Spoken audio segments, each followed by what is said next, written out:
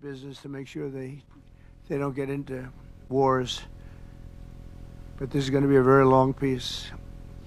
So as you know, this is one of 8 wars that my administration has ended in just 8 months. We're averaging one a month. There is only one left.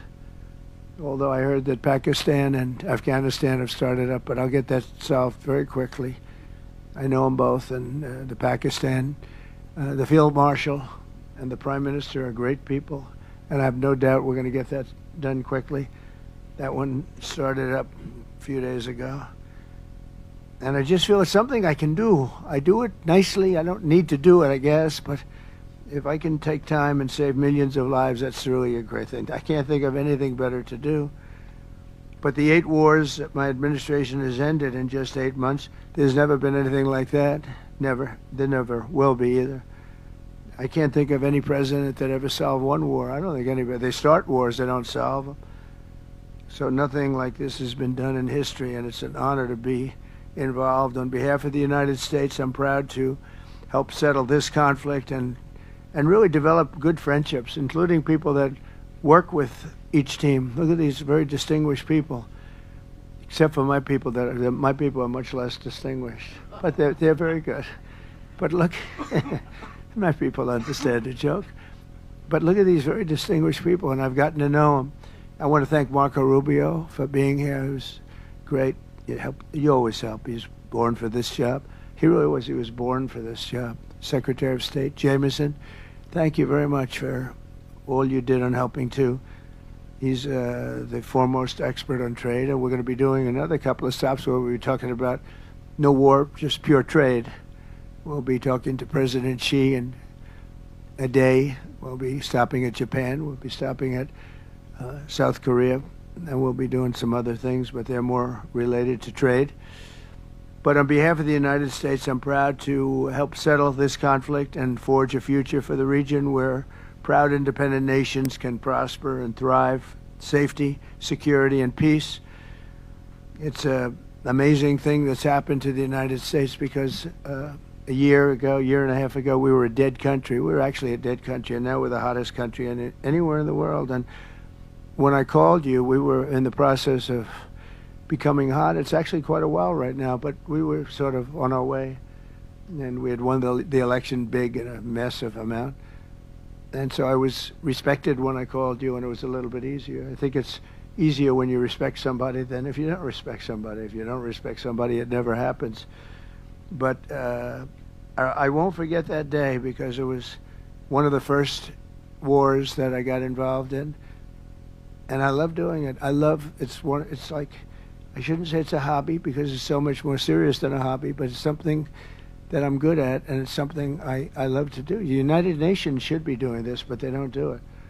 You know, they don't do it. They turned off my teleprompter when I made a speech. I had to make a speech without a teleprompter. They're good at that.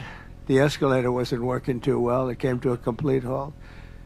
But, I mean, the United Nations has such great potential. I wish they could do it. They didn't get involved with us at all. We just did the deal and reported the deal, and everybody was sort of amazed that we got it done so quickly and so nicely. But now I'd like to ask Prime Minister Anwar to say a few words, and then we'll hear from Prime Minister Hun Manet and Prime Minister Newton. And these are, I just have to say it for our last time, these are incredible men. The way they came together, the way they worked so hard, and we worked long hours. It was not long days because the days were few in number, but the hours were very long and very intense. There was a lot of intensity going on because there was a lot of shooting happening while we were talking. That brings it to a new level. And the 3 men sitting there should really be credited with having done just an incredible job for humanity. Thank you all very much. It's an honor to have worked with you. Appreciate it. Please.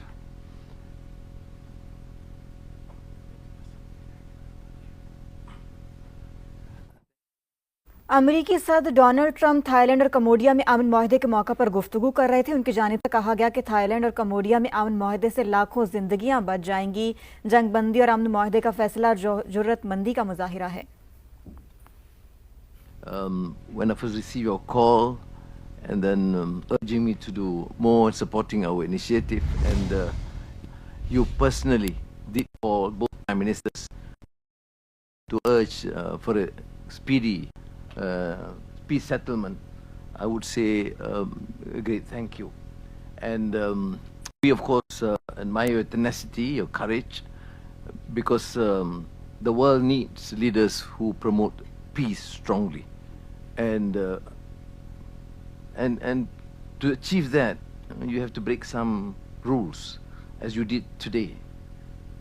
When President arrived, he asked me to join him in the car. I said that's against the security and protocol rules. And he was delighted to break the rules, and it was a nice ride. And we share a lot of things in common. I was in prison, but he almost got there. But very good exchanges on a number of issues. Of course, priorities, of course, the peace deal. Thank you, both Prime Ministers. You did a great job. We are delighted to have you as colleagues, as true friends, and you understand the need to secure peace, to save our people, and also the ASEAN position as a region of peace and prosperity. And I must also share with you here that I took the opportunity, full opportunity, without Secretary Rubio knowing this, exploring other issues too, and thank the President for his effort to secure peace in many parts of the world, including Gaza, and urging him to remain focused and ensure that there's a comprehensive peace that the world requires. And I am delighted, truly, President, to hear from you personally how determined you are to ensure that peace